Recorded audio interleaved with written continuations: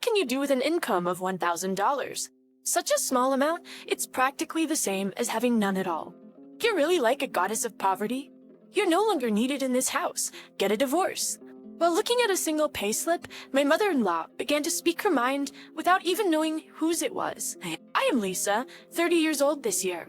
I work as a nurse in AMG's Birchin and busy every day. I have been married to Jason for 3 years. We met in our college days when I was 22. Though we were at different universities, we met at a volunteer program for educating children with disabilities. Jason, a bit older than me, had finally entered medical school on his 4th attempt. I was quickly drawn to his endless kindness and compassion. Since then, I had pursued him eagerly. After dating for 5 years, we got married when he graduated from medical school. However, in reality, he's not yet a doctor. Jason, having failed 3 times, graduated from medical school at the age of 27. It is said that the pass rate for the National Medical Licensing exam is over 90% for those who go straight through. But Jason has failed the exam twice. Therefore, this year is his 3rd attempt. Currently, he works as a part-timer while studying. On the other hand, after graduating from nursing college, I started working as a nurse. With a career spanning over 8 years, I am now considered a mid-level staff member. Most of our living expenses are supported by me. We aren't living luxuriously, but I didn't marry Jason for wealth. I was attracted to his caring and devoted nature. He genuinely wants to help people suffering from illnesses and injuries, not just become a doctor for the sake of money. As I step into my 30s, I have no intention of abandoning him and his dreams. However, there is one problem in our marriage. His parents don't know that he hasn't become a doctor yet. Sorry, my mom can be intrusive. I can't tell them about failing the national exam. I don't know what they would say. I understand. It's okay. Best people at our happies. I'm okay with it, so there's no need to tell your parents. Just keep believing in yourself and do your best. Yeah, thank you so much. When Jason first failed the national exam, we had this conversation. We decided to respect his wishes and keep it a secret from his parents until he passed the exam. The reason they haven't found out for over 2 years is that Jason works as a security guard at the hospital where I work. His parents, knowing only his job title, have no idea that he is not yet a doctor. Only knowing his place of work, we believe he is working there as a doctor. We have gone along with this, pretending he is a doctor. When asked about his job by his parents, Jason uses the knowledge he gained in medical school and information from me to convincingly talk about his work as a doctor. His parents have never doubted that he's not a doctor yet. When the topic comes up, I go along with it, saying things like, he's a doctor adored by his patients. It is a lie, but I believe that kind lies that do not hurt anyone are permissible. In the hospital, I often face such situations. I doubt any medical professional would bluntly tell a patient, you have only a few months to live. There is no cure. Don't count down your days. Instead, they might say, you look better today. You are eating more, so keep eating what you like and regain your strength. Patients tend to recover better with the latter approach. That is how people are. Then to protect the relationship between Jason and his parents, we continued with our kind lie. However, this did not work with my mother-in-law. My mother-in-law, unlike the kind and considerate Jason, has a harsh personality. She's never really liked me since the beginning of our marriage. She seems dissatisfied that I, a nurse, became the wife of Jason, a doctor. Jason could have found someone much better. We just got married on the flow of a young connection. A female doctor would have been much nicer. Despite her demeaning words, I knew arguing was pointless. I always respond with an apology, bowing my head to settle the situation. I am aware of the hard work Jason is putting in, and I support him wholeheartedly. However, at present, he's nothing more than a part-time worker with a degree in medicine. He has not passed the medical licensing exam, so he is not even a trainee doctor. Socially, his status might be considered lower than other graduates with jobs. Yet, I believe in him. He always says, thank you, I will do my best, and he genuinely works hard. All I can do is silently support him. My nursing job, with its night shifts and study sessions, is irregular and busy, and the salary is not that high. Combined with Jason's part-time income, we're just managing to get by. This is why things like having children or owning a home are not feasible for us right now.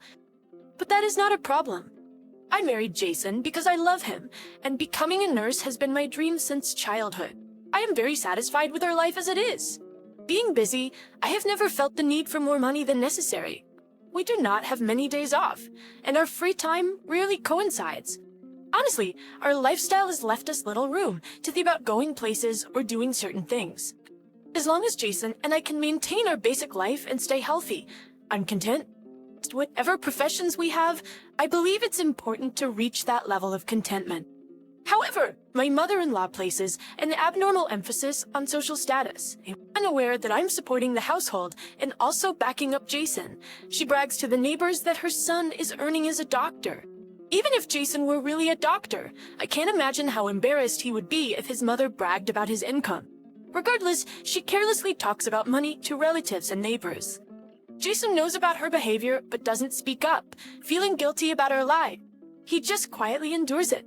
My mother-in-law has no idea that her proud son is actually working as a security guard at the hospital. She imagines him in a white coat, busily working, and boasts about it to everyone. Even if Jason were a doctor, it's strange for a mother to brag about it indiscriminately. I wish she would keep her pride to herself. The passing rate for the medical licensing exam reportedly decreases with each attempt. Honestly, I feel this might be his last chance. Jason probably feels the same. I worry that my mother-in-law's boasting in the neighborhood is putting pressure on Jason, affecting his mental state and possibly his exam results. If he fails the next exam, it would be too cruel. His efforts would go unrewarded, and it would be a pity if he ended his life working as a security guard after all this. I believe Jason has not only learned medicine, but also possesses the qualities of a doctor. From my years of experience in the medical field, I'm sure he's suited to be a doctor. And I can't say I'm completely unconcerned about income, but it's a waste if his potential as a doctor isn't realized. Jason's kindness is his great strength, but to put it negatively, he can be too timid. Lately, my mother-in-law has been bragging that Jason's annual income will soon reach $500,000. Jason started the lie, so one could say it's his own doing, but her actions believing the lie and spreading it are a great pressure on him. I'm sorry, Mother. I would appreciate it if you could be more discreet about Jason's work and income when talking to anyone outside the family. Sometimes I make such requests to her directly. After all, if I were ill, I wouldn't want to rely on a doctor whose mother brags about his income. From my perspective, it's for Jason's future. However, my mother-in-law ignores my request and continues her verbal abuse. Arsenio McIntyre, you should feel lucky to have married a doctor, being just a nurse. No amount of money can buy human status. You really tricked Jason well. You married him because he's a doctor, right? I've lost count of how many times I've been subjected to such sarcasm. I feel truly fortunate to have married Jason. I respect him, and I'm proud of how much trust he earns from those around him. Jason doesn't boast about his income or status to others. Please, just let him be. Alex, talking back? You really need to stop this nonsense. Well, I can always get Jason divorced and find someone more suitable for him. The children you might have in the future will be pitiable, inheriting genes from a worthless person like you. Her words were more than mere daughter-in-law harassment. They were a violation of human rights. But I endured them quietly. The lives I interact with daily are those of patients fighting for survival. In comparison, her words were insignificant to the lives and sense of duty I face every day. However, one day, what I feared happened. Our home is about an hour's train ride from my in-laws, but due to my busy schedule, we don't visit often. The fact that Jason's lie about being a doctor hasn't been discovered is partly due to this distance. But on this day, for some reason, whether she was just bored or had something planned, my mother-in-law showed up at her house and announced, "Oh, what is this place? Why is my son living in such a cramped house?" "Hey, Mother." I was shocked by her sudden visit. She ignored my surprise, looking at the medical books on the shelf, snapping pictures, and saying, as expected, of my studious son. However, a closer look would reveal most of these books were for medical licensing exam preparation and past exam collections, making it obvious that Jason was still a student. The presence of this year's collection would make it clear to anyone that he was still taking exams. I thought to myself, this is bad if she finds out. I could feel my heart pounding as if it would burst out. If it were a patient's heart rate on a monitor, I would have rushed to their side. "I'm sorry, your house is so small. We've both been too busy to consider moving." As my mother-in-law started to thoroughly explore the house, I tried to get her to leave quickly, but to no avail. She marched through the rooms, examining every detail. "What's this? Such tacky dishes. Use something better. I'm throwing these away. I'm sorry, they're from a dollar store. In reality, we needed the money for Jason's textbooks and didn't have much to spare for anything else, but especially for dishes, as long as they were practical and durable. That was enough. Passing Jason's exam was our top priority, more than serving meals on fancy dishes. Jason was out working his security job at the time, and I wanted to get her to leave before he came back. If they met, she would put more pressure on him. I didn't want to see him hurt, but she continued her invasive search. What are these shabby clothes? As a doctor, you should be wearing high-end brands. I'm throwing these out. As she said this, she threw away some clothes that Jason cherished. Seeing his smartwatch, which she apparently had never seen before, she said, "This cheap watch looks like a toy. Buy a Rolex," and tossed it in the trash. Jason, working as a security guard, dreams of becoming a doctor. We've been saving and sacrificing for that dream. Those were our precious belongings, handled with care. Yet her rampage seemed unstoppable. "Why are you living such a poor life, even though you're a doctor?" she exclaimed. "It must be because of you, like a curse of poverty. It's strange you're not living in a tower mansion. Hi, the shabby apartment. Oh, why isn't Jason here today? I was hoping to get him to buy me a new brand bag." At her words, I felt compelled to explain Jason's values to her. "Mother, I'm sorry, but Jason isn't interested in such a lavish lifestyle. We're satisfied with our current life, which suits us." But my mother-in-law wouldn't listen. "Do you have any idea how much struggle and investment it took for Jason to get into medical school? Time and money were spent. It's only natural to expect a return on that investment. This mess is all because of you. Seriously, stop joking around." My words seemed to have the opposite effect. My mother-in-law's anger intensified, and she began searching the entire house. The kitchen, the closets, she stuffed all the cheap items she saw into trash bags. Then she reached for a case containing valuables. Oh, that's it. It was too late. What my mother-in-law was closely examining was Jason's payslip. It clearly showed his net salary of $1,005, with Jason's name in the name field. However, perhaps due to farsightedness or something else, she overlooked the name on the payslip and became furious upon seeing it. Upon seeing it, my mother-in-law was furious. "What is this? It's only $1,000? She exclaimed. "It's strange for a nurse to have such a low salary. Are you even working properly? You better not be slacking off." Her anger was unseated her questions. "It's because of your salary that we can only live this poor life. Just not working, just slacking off. You tricked a doctor like Jason into marrying you, so you think you don't have to work. Really, what kind of person are you? Such money, it's as good as none." Saying this, she continued to denounce our poor living conditions. The amount written on the payslip she was holding represented the hard-earned money of Jason from his part-time job. He was hired at a daily wage of $80, and despite being younger, the doctors didn't even look at him as he painfully earned this money.